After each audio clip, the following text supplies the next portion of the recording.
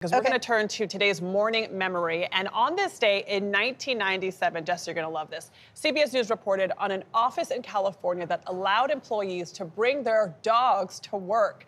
The company found that having man's best friend and woman's best friend working alongside them had a positive impact on productivity, while also making people a lot happier. Take a look.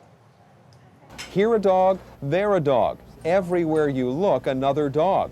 Welcome to Autodesk, one of the leaders in the software industry, a company that thinks pets belong at the office. No bones about it. Patty Harris says having her pals Dreamer, Lamb Chops, and Cricket around the office really makes a difference. Because the gang is here, I work more. You know, I don't have the pressure to go home and make sure the dogs are okay. Katie's here almost every day.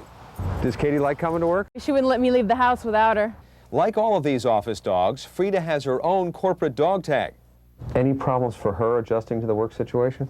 She's pretty content here. She stays and sleeps most of the time and trades bones with the dog across the way.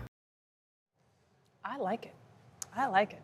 Yeah. I mean, I get it. I suppose I get it. Is there science on this, too? Do you know, Jesse? What's the answer? Is science? Don't ask me for science. I was so distracted by those huge honking laptops on the desk. Oh my God! Yeah.